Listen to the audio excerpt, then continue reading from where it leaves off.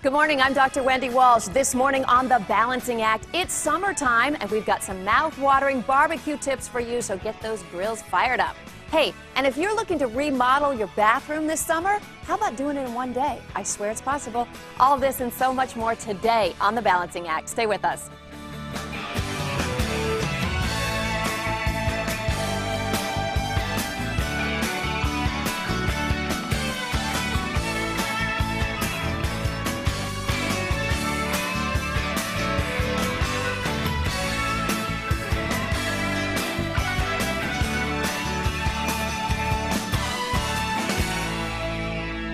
Today, the second in our three-part series on your bathroom. As baby boomers are retiring, tubs in their homes are becoming a safety and convenience issue. Is there a quick, easy, and affordable way to take that tub out and replace it with a shower base and new walls? Well, that used to be a very expensive proposition until now. The perfect answer to improve safety and convenience for more mature consumers is going to be presented by Jay Buckwright, Director of Marketing for Rebath. Hi, Jay. Hi. So I always thought I needed a contractor to come in, build a custom shower stall, and all I heard is thousands and thousands and thousands and thousands of dollars. But you're telling me that your company can take out my bathtub and turn it into a shower? Absolutely, and we can do that at a fraction of the cost of a contractor. Why is this popular right now? Well, the baby boomers, as they retire, the safety, the convenience of a shower versus stepping over the ledge of a tub, it's becoming important. If they can have that tub converted to a shower with a shower base that has a seat, with grab bars for extra holding power, it makes it so much more convenient for them to stay in that home for so many more years. So how are you able to do it so affordably and conveniently? Well, number one, a contractor is going to buy all the materials they need to do that kind of remodel one-off from distributors, and they will pay that markup on that product every time it moves. They're also going to hire subcontractors, which doesn't do anything but increase the cost. Our products are manufactured for you, and we do that all at our corporate office. We then send that Rebath manufactured product straight to our franchisee. We have no middlemen, and our franchisees use installers that are factory trained. They know your stuff. Absolutely. What is it made out of? This is a product called Rebath. Rebath is a non-porous material. Water cannot seep into the surface of it. And if the water can't seep into the surface, mold and mildew cannot grow. I just learned recently that grout in between the tiles is actually porous, so it's sucking in moisture all the time. And that's why you have mold and mildew on it. Ah, how about colors and styles? For this particular application, we have 12 different colors of walls, 3 different colors of shower bases, 9 different patterns, and 2 different finishes. For this application, you can choose from about 500 different combinations. Oh my gosh, that's amazing. What kind of guarantees do you give? A manufacturer's lifetime warranty. That's good to know. Okay, so I could take that little short 5-foot bathtub and get rid of it. It's good for no large human except for a baby, and replace it with a beautiful shower stall with a glass door. Everything you would like, and you can even fix it up with oil rub bronzed hardware. Wow, and will I be without a bathroom for a few weeks? We can do this work normally in one day. One day? One day. Jay, that's amazing. Tell people how they can find out about it. Go to www.rebath.com. On that website, you'll even find a Design Your Bath feature. You can go to it, pick your colors, your styles, your patterns. You can create the bathroom of your dreams in a virtual world. Rebath.com. Jay Buckwright, good to have you with us again. All good information. Up next, there's gold in them there hills, and there might be some in your house, too. We're going to show you how to turn it into hard cash. Stay with us.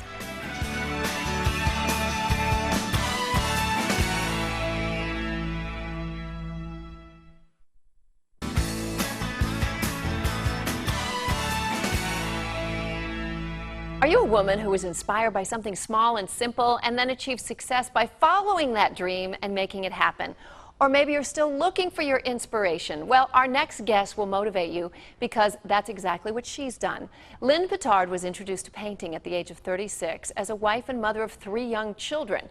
She was introduced by watching a half-hour painting show on PBS, and it changed her life forever because she's gone on to fulfill her dream of launching the only television network that's devoted exclusively to the visual arts. Welcome, Lynn. Thank you, and I appreciate you having me here. That's quite an accomplishment. So tell me how it all started. You literally watched a show on painting? Right, I just got, my mother called me and said, watch this cute little German guy painting. And after seeing that half-hour show, it just planted a seed for me that I had a desire to learn to paint. Didn't know how to draw and didn't have any knowledge and hadn't been trained in painting, but it just looked like fun. And so I decided I would learn how to paint. And where did it lead soon after that? I began to start teaching and sharing the wonderful passion and fun that I had learning how to paint. And from there, I wrote books and instruction books, and within 3 years of watching and picking up a brush, I had my own TV show that I was sharing this passion and the love for others, encouraging them also that anyone can paint. You know, you just have to have someone teach you. How has art really changed your life besides providing a career? Has it changed you internally? Well, it's made me a lot more outgoing. If you ask my husband and children, you know, I was devoted as a wife and mother, and those were my priorities in my life. And through the art, it allowed me to express myself, my creative. I latched on to the creative desire within myself. And now you've gone on to launch a 24-hour network, visual arts network. Tell me about it. TV has evolved for their specialty networks, and I kept waiting for there to be a network devoted to the arts, especially the visual arts, which was my passion. And unfortunately, no one did. And of course, they have golf networks and numerous cooking networks and shopping and networks for everything. But it seems the arts actually were being kind of abandoned by, you know, major carriers like, you know, PBS. They just weren't focusing on the visual arts. They liked the performing arts. Right. 2 years ago, I just decided, well, if nobody's going to do it, I guess I'll have to do it myself, because there's a need for this network to bring out the creativity. So your content includes shows on how to create art? We're not really a how-to network. We basically are going to cover a lot of aspects. It's a family-oriented network with children in mind. We have a lineup of children's shows that they're teaching them to be creative. We have a lineup of for the elderly, the older generations, for craft shows, where they can do all sorts of things, from, you know, decorating of cakes and beads, baubles and bangles, and just everything there is. So those are the how-to, but you also feature art appreciation classes or basically, shows? there's art. We have a talk show with Pierre Matisse, the grandson of Henri Matisse. He's interviewing people like Tony Bennett, and that's the older generation. The Tony Bennett and Clint Eastwood, about their passion for the Tony Bennett arts. is timeless. Okay, well, he's every generation. They're artists, and they are passionate about the art. But where can people find the Visual Arts Network? Well, right now we've launched last year. We're on IPTV, which is a webcasting through the internet. It's 24 hours a day. It's a free feed right now on the visualartsnetwork.tv. Yes, .tv. And we're also being aired through Sky Angel satellite systems to their subscribers, and we're in negotiations with Dish, and we're also contacting all the major carriers, Comcast, all, to roll us out, hopefully by the end of the year, and bring the visual arts and tap into that creativity for everybody. Lynn, thank you so much. Truly an inspiration to so many women out there, and you go, girl. I just feel like saying that to her. Remember, you're watching The Balancing Act, practical information for everyday life. Stay with us.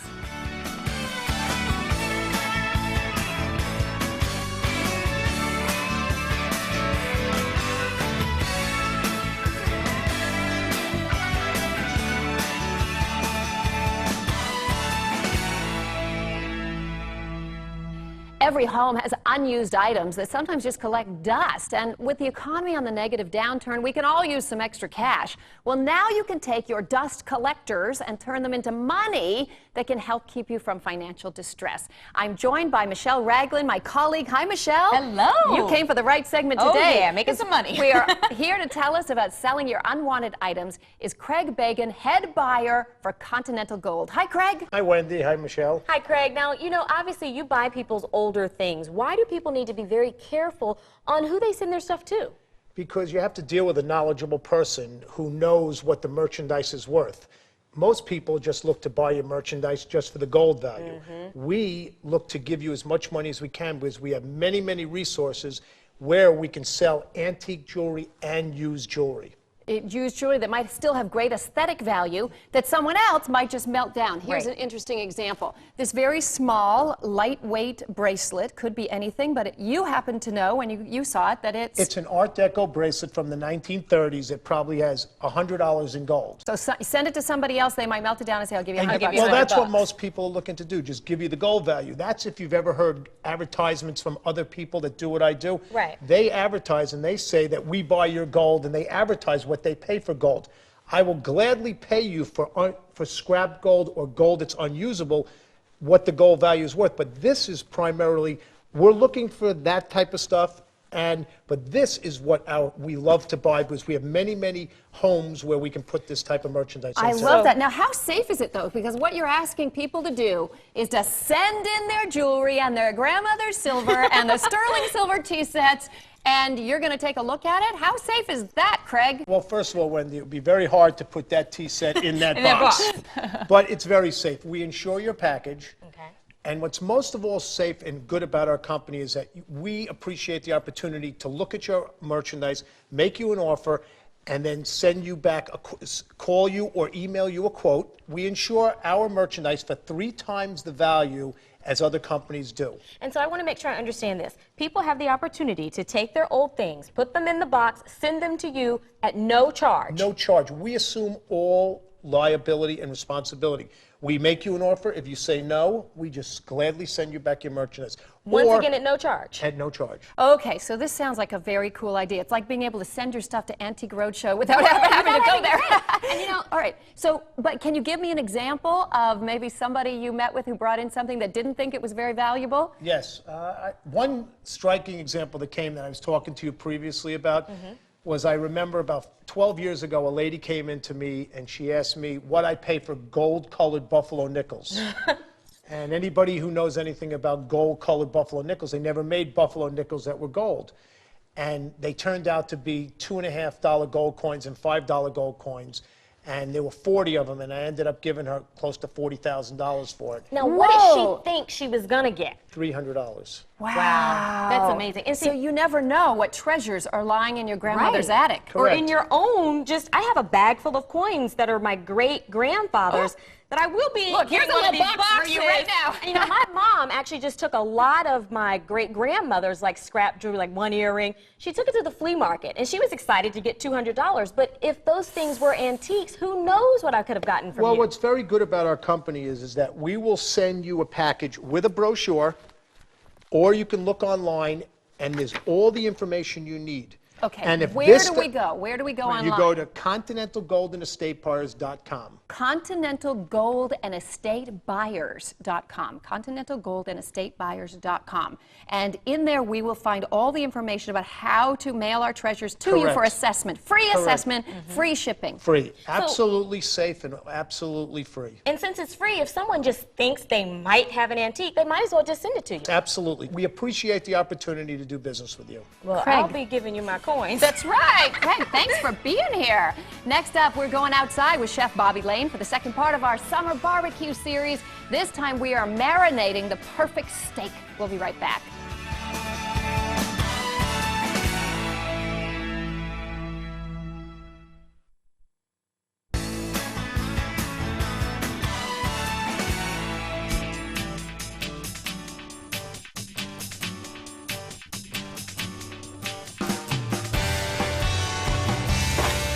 Welcome to some more summer grilling tips from Chef Bob Lane of Kansas Black Angus. Welcome, Chef Bob. Today we're going to talk about marinating. Now, your high-quality steaks, you actually don't marinate before you put them on the grill, right? What do you marinate? Well, leaner cuts of meat is what you really want to marinate or put any kind of marinade on, just to help flavor them a little bit because they don't have the fat content.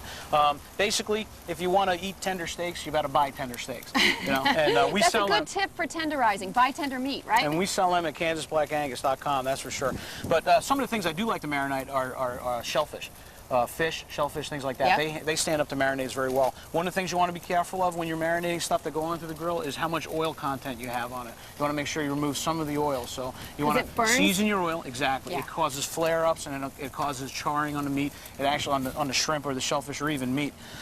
So you don't want to make sure that you have like some nice high intense flavors like cilantro and garlic and shaved orange rind or lemon rind or anything like that. But you want to take the oil off of it. So you want to dampen damp it with a little towel, and then just kind of pat them down and then grill your shrimps up. Now, right before you take it off, you can pour a little bit more of your marinade on to increase the flavor. What are some of your favorite marinades?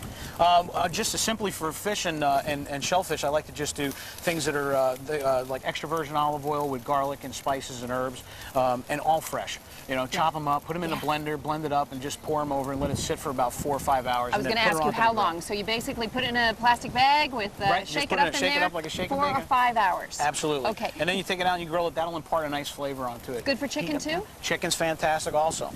For some of the flank steaks or some of the leaner cuts of meat that are very popular in summer grilling, those kind of marinades are the same thing. You want to make sure that you take off any of the excess oil before you put them on there. That's a good tip. Pat off the fat before you.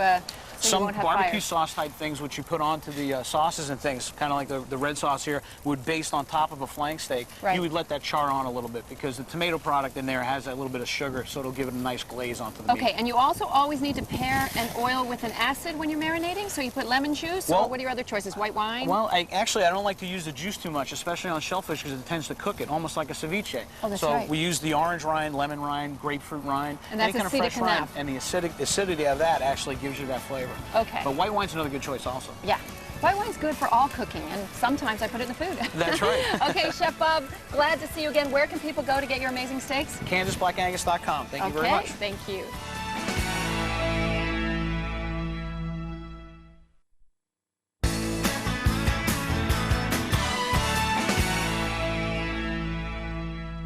As women, juggling our careers and home life is commonplace, and with 75% of women between the ages of 25 and 54 in the working world, some single mothers going to work for the first time, behavior at work could not be more important to their successes. Today, we are joined by Jocelyn Greenkey, co-author of the book, The Big Sister's Guide to the World of Work, to tell us about the inside rules. Hi, Jocelyn. Good to see you. Thank you. So what are the biggest inside rule for women in the workplace? One thing that's really important is to find yourself a mentor in the workplace, and that means that's somebody in your line of approval of authority, but a senior person who is outside of that authority.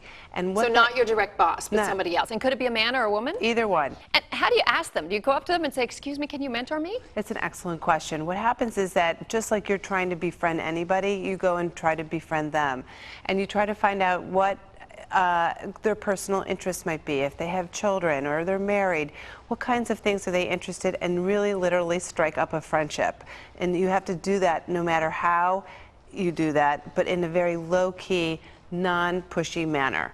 So it doesn't look kind of sneaky and conniving, but just generally interest in how they got to their position. Right, and what they do is will help you with the inside secrets of the company to know how to behave, who to avoid, who to embrace, what divisions are going to be looking for somebody new, and that's really worked for me. And all of the things that are in the book are really representative of things that we have done. So we are talking from real experience, and I got myself a mentor at every single job I've had, and it has worked out very well. Now, you also in your book talk about very specifically how to deal with the boss, the big cheese. Any advice for women? You know, dealing with the boss is really important because you have to study the boss as if they're a case, in a way. You're serving the boss. That's the job of an employee. There's no bad-mouthing the boss, even if you hate his or her guts, because that stuff is easily repeated and such juicy gossip that everybody wants to hear about it. Because if your boss wants things in blue ink on purple paper, don't buck the system. Deliver it exactly how it is. Always answer the boss with, yes, I will, no problem, will do, of course. Not always that you're right and you have a right to express your opinion, but you have to really see how and when the boss can most hear you and in what sense you can do it. So you have to really study that person. You have a cute metaphor in the book that you talk about dwarves at work. What are the dwarf personalities that women can put on that make them small in the office? Right. One of the things is, again, saying I'm sorry. That's just absolutely terrible. A lot of women do that. It's an appropriate thing to say if somebody hits you or you mistakenly hit somebody else, but I'm sorry is one of the things that... Because you lose your power. You lose your power. You need to be direct. Please fax this, please email this, please follow up on it, right? I'm sorry, would you do this for me? Exactly. I'm busy. Right. It really, delineates what your power. That's exactly Okay, right. find a mentor, study the boss, Right. don't apologize for your actions, and make sure you network with the right people that will help you understand the corporate culture. Right, it's really important that when you chat and hum, which is a term that we use in the book, I personally hate the word networking because it seems so sterile in a way. Yeah. So when you chat and hum and have a very nice conversation with somebody else, which you should be working 60% of your time at work and 40% of your time out, getting to know your coworkers, understanding, you know, the systems in place. Jocelyn Green-Key, thank you so much for being here. The book is The Big Sister's Guide to the World of Work. On a final note, who do you trust at the office? No one. No one. You hear that, everybody? Don't trust anyone. Thanks for being with us. Thank you. Thanks for joining us today on The Balancing Act. Tomorrow, strengthen your marriage with the help of relationship specialist and author of the book, Shatterproof Your Marriage, John Eckenweiler. Also, how to manage the symptoms of multiple sclerosis by eating a whole foods diet and incorporating regular exercise into your life. Have a great day. I'm Dr. Wendy Walsh. We'll see you tomorrow on The Balancing Act. If you have a story idea that would help other women add balance to their daily lives, you can email it to us at comments@thebalancingact.com. Also, check our website, thebalancingact.com, for more information about our show. Air travel for The Balancing Act provided by Southwest Airlines.